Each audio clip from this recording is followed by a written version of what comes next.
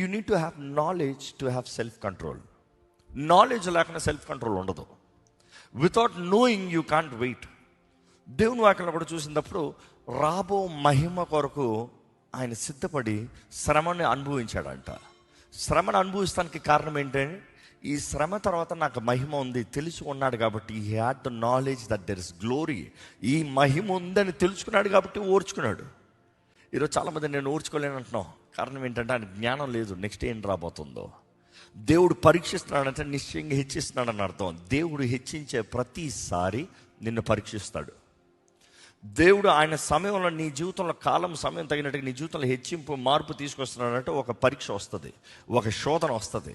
There is a test. అది qualify అవ్వాలి.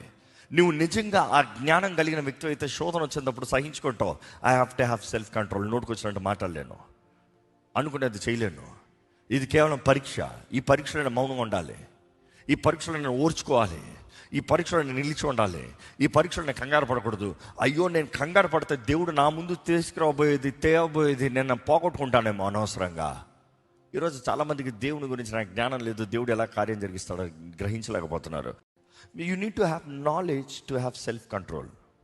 Knowledge లేకుండా సెల్ఫ్ కంట్రోల్ ఉండదు. Without knowing you can't wait. దేవుని వాక్యంలో కూడా చూసినప్పుడు రాబో మహిమ కొరకు ఆయన సిద్ధపడి శ్రమని అనుభవించాడంట. శ్రమను అనుభవిస్తానికి కారణం ఏంటంటే, ఈ శ్రమ తర్వాత నాకు మహిమ ఉంది తెలిసి ఉన్నాడు కాబట్టి he had the knowledge that there is glory. ఈ మహిమ ఉందని తెలుసుకున్నాడు కాబట్టి ఓర్చుకున్నాడు. ఈరోజు చాలామంది నేను ఓర్చుకోలేను అంటున్నాం. కారణం ఏంటంటే ఆయన జ్ఞానం లేదు, నెక్స్ట్ ఏం రాబోతుందో.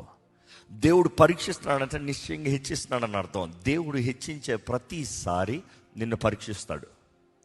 దేవుడు ఆయన సమయంలో నీ జీవితంలో కాలం సమయం తగినట్టుగా నీ జీవితంలో హెచ్చింపు మార్పు తీసుకొస్తున్నాడంటే ఒక పరీక్ష వస్తుంది, ఒక శోధన వస్తుంది.